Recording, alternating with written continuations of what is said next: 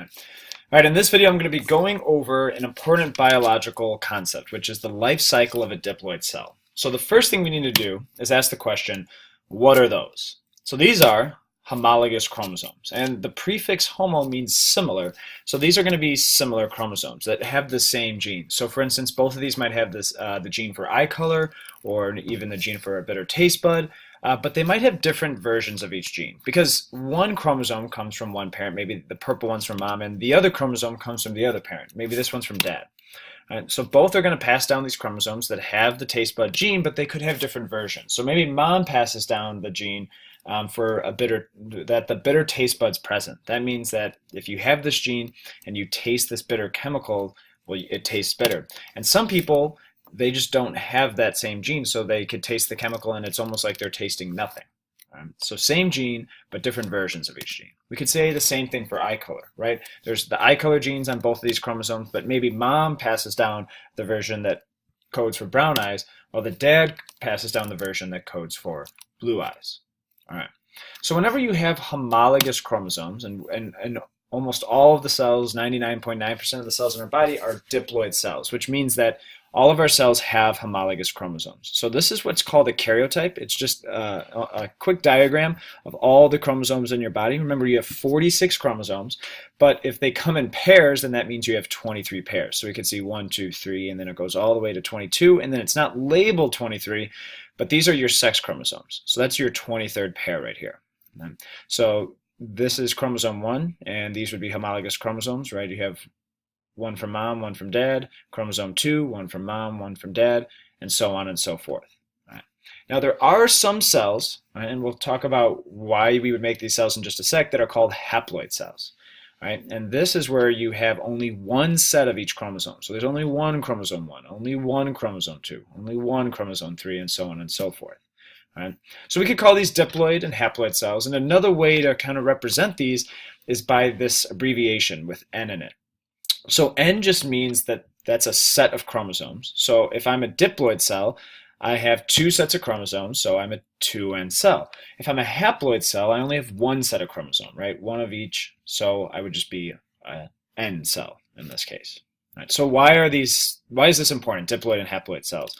Well, explains how one generation becomes the next, how your grandparents became your parents, how your grandparents made your parents, how your parents made you, and how you'll one day make your kids.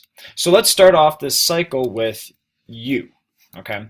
When you first came into existence. So this type of cell, as a new organism, is called a zygote, and you were a 2N cell. So if we go back to what we were talking about before, when you first started and came into existence as one cell, you were a diploid cell.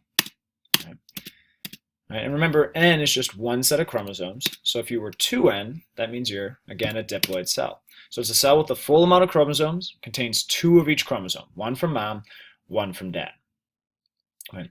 Now, obviously, you needed to start to grow. And so your body or your cells started undergoing the process of mitosis, right, to make more and more new cells. As we've learned from mitosis, the whole goal is to make these genetically identical cells. So they kept on making these 2N cells. They kept on making, every cell they made after that would just be diploid cells. And imagine that these would become all the cells that your body's made up of. Right, so that includes liver cells, kidney cells, heart cells. Literally just think of any type of cell in your body that's probably a diploid cell. Right. Now another fancy way for body cells is this term somatic cells. Again, it's just a fancy way to say body cells. Right. Now, when you started going through puberty though, right, you have certain cells within your ovaries if you're a female and testes if you're a male that were still diploid. They're still 2N, but they stopped doing mitosis. Right? They're going to do a specific other type of process. Right? And in this process, instead of making another diploid cell, which happens in mitosis, what we're getting out of it is this N cell. So we're making a haploid cell, right? Only one set of each chromosome. Right? So it's a cell with only half the amount of usual chromosomes, contains only one of each chromosome. And this process is called meiosis. So it sounds really, really similar to mitosis, but it's very, very different. So meiosis, we're going from a 2N cell, a diploid cell, to an N cell. Right.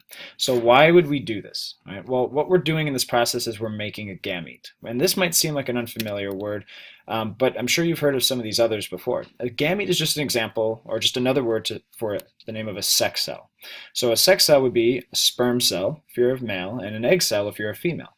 So all sperm cells, all egg cells are haploid. They only have one set of each chromosome. Right?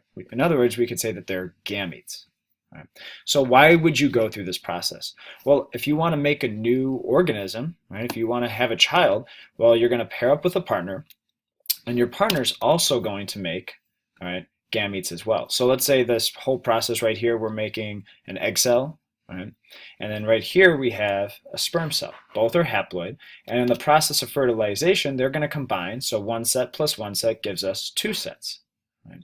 And then we're right back to a new organism in this case. And this process is going to just continue from generation to generation.